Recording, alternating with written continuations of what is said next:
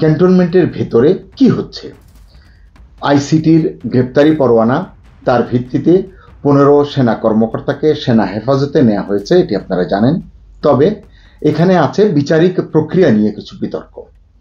এটি সেনা আইনে বিচার হবে নাকি ট্রাইব্যুনালে, এসব নিয়ে দ্বিধা সংশয় কিন্তু আছে। এক একজন এক এক কথা বলছেন।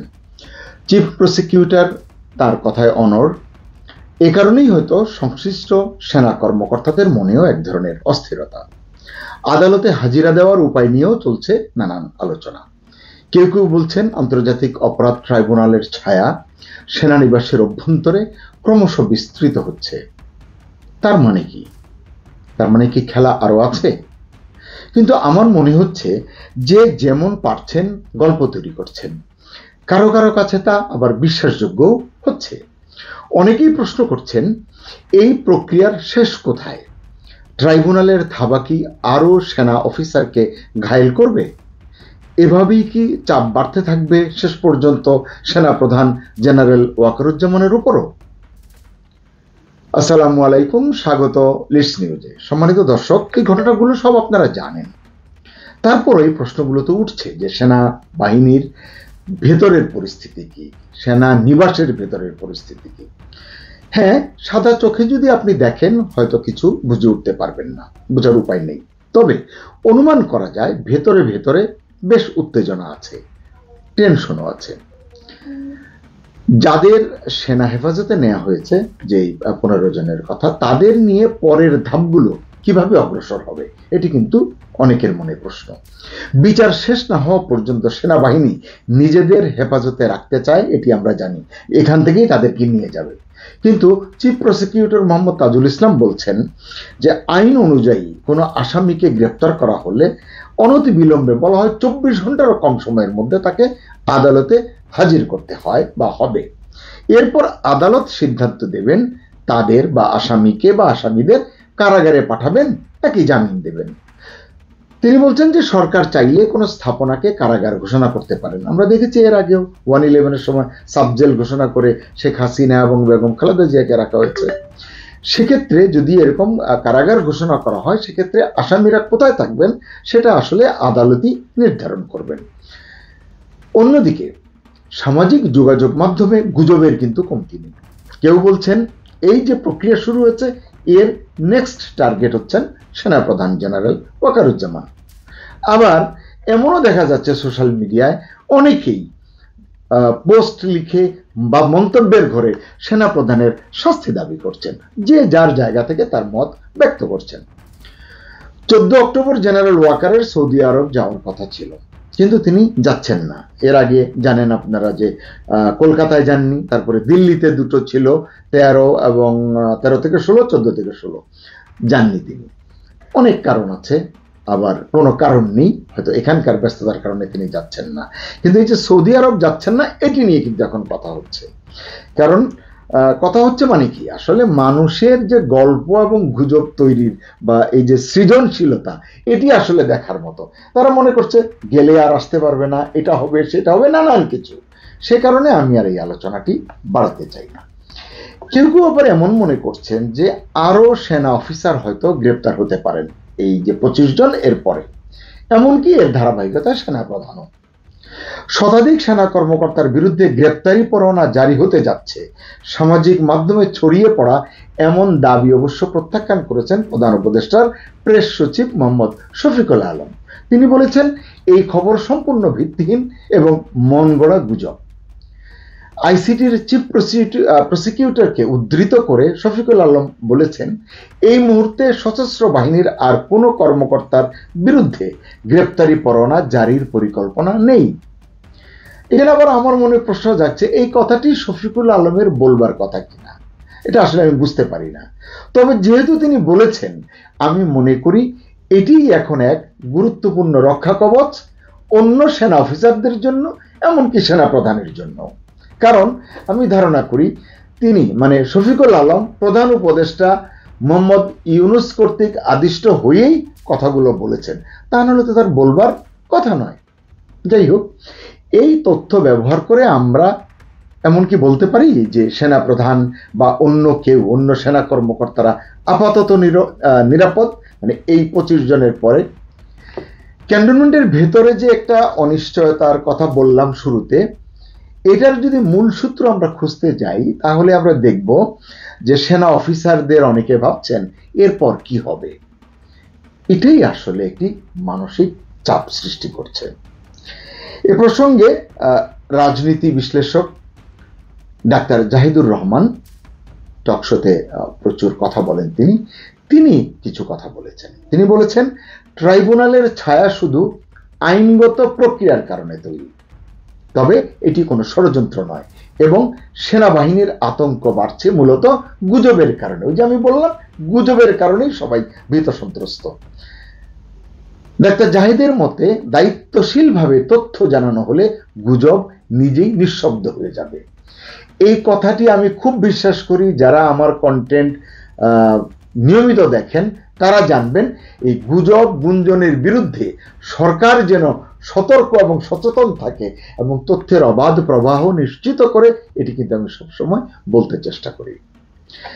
ক্যান্টনমেন্টে এবং দেশের অনেক মানুষের মনে যে অস্থিরতা, এই যে টেনশন, এর মূল কারণ এই যে গুজব, সামাজিক মিডিয়ার চর্চা, মানে লাগামহীন চর্চা, এবং যাদের নামে গ্রেফতারি পরোয়ানা জারি করা হয়েছে তাদের বিচার প্রক্রিয়া নিয়ে নানান আলোচনা এবং বিতর্ক। অস্বীকার করার উপায় নেই যে বাংলাদেশের ইতিহাসে একযোগে এতজন সেনা কর্মকর্তাকে বেসামরিক আদালতে বিচারের মুখোমুখি করা হয়েছে।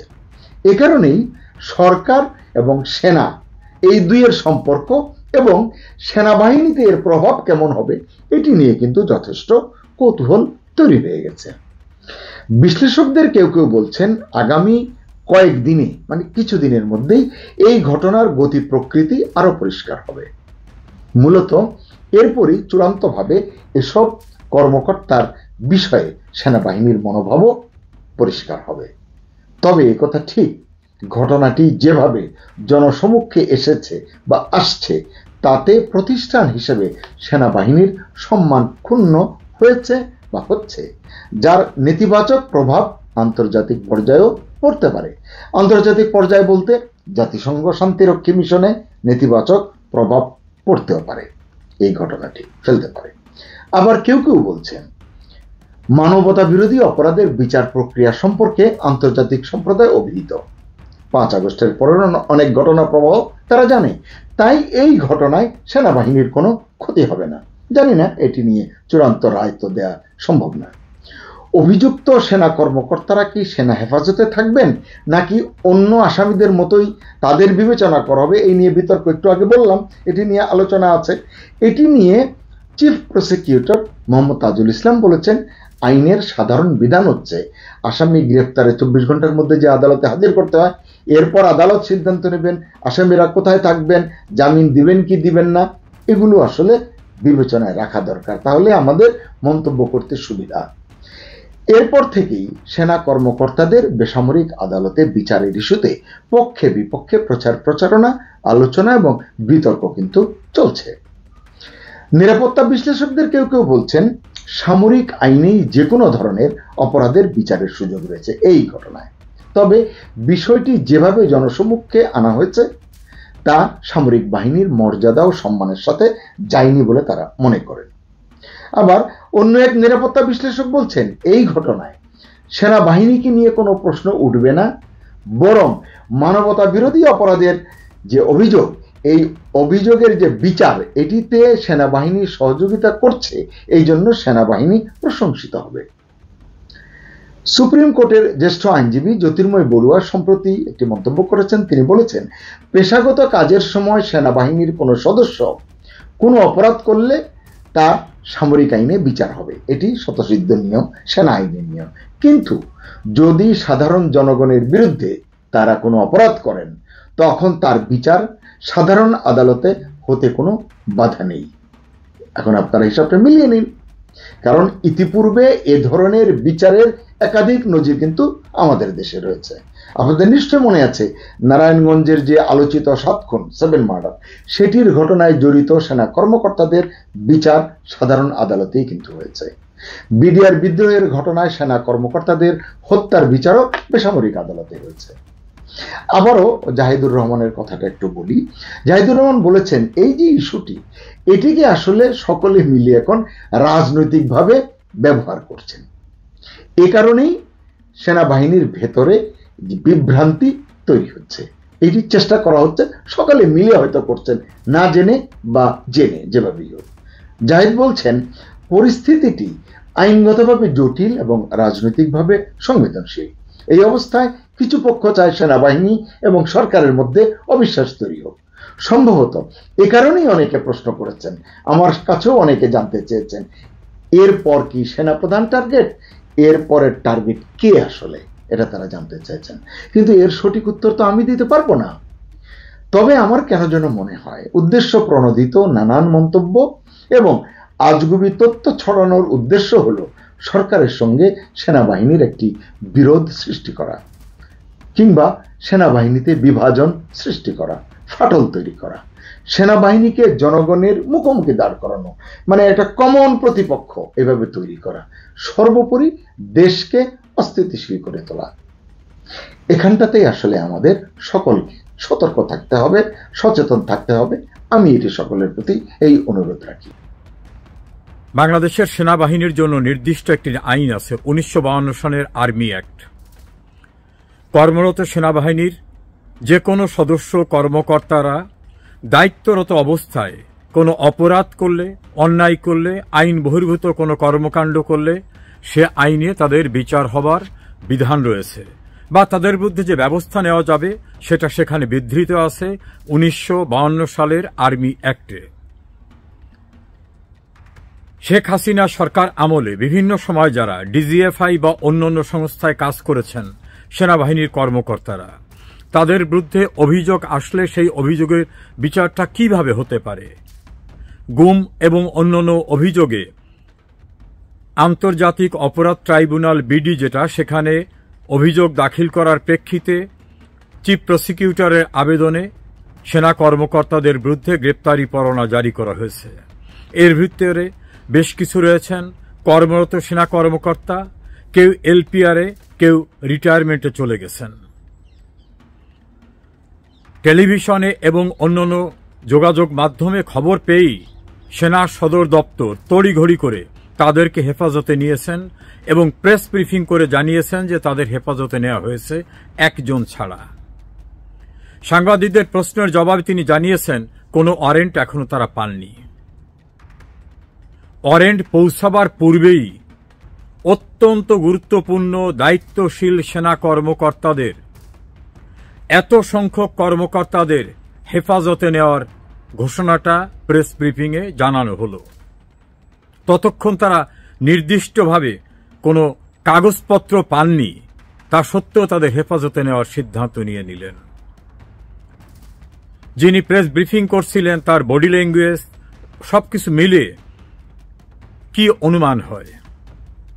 একজন আইনজীবী হিসাবে আমি এই বিষয়টাকে খতিয়ে দেখেছি। বাংলাদেশের সংবিধান সর্বোচ্চ আইন। এই সংবিধানের 147-এর 2 অনুচ্ছেদ উল্লেখযোগ্য। যে যে কর্মে নিয়োজিত যেভাবে শপথ নিয়েছেন সেই দায়িত্ব পালনকালীন সময়ে তাকে সেই আইনের আওতায় বিবেচনা করতে হবে। দ্বিতীয়ত, আইসিটি অ্যাক্টের যে অ্যামেন্ডমেন্ট করা হয়েছে, মহামান্য রাষ্ট্রপতিকে দিয়ে যে একটা অধ্যাদেশ, সেই অধ্যাদেশের প্রসঙ্গটা নিয়ে আলোচনা করতে হবে। সংবিধানের 93 অনুচ্ছেদে রাষ্ট্রপতি অধ্যাদেশ জারি করতে পারবেন, এই ক্ষমতা তাকে দেওয়া হয়েছে শর্ত সাপেক্ষে। কোন শর্ত? তার উল্লেখযোগ্য একটি শর্ত, এমন কোন অধ্যাদেশ তিনি জারি করতে পারবেন না যেটা সংসদও করতে পারে না।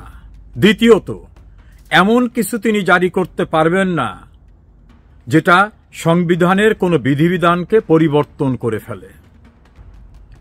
এখন আইসিটি অ্যাক্টকে সংবিধানে সুরক্ষা দেওয়া হয়েছে। কার্যত আইসিটি অ্যাক্ট সংবিধানের অংশে পরিণত হয়েছে। তাই যদি হয় তাহলে ওই আইসিটি অ্যাক্টে যে বিধান নাই সেই বিধান রাষ্ট্রপতিকে দিয়ে একটা অধ্যাদেশের মাধ্যমে যুক্ত করে দিলে তা কি পূর্ণাঙ্গ আইন হবে?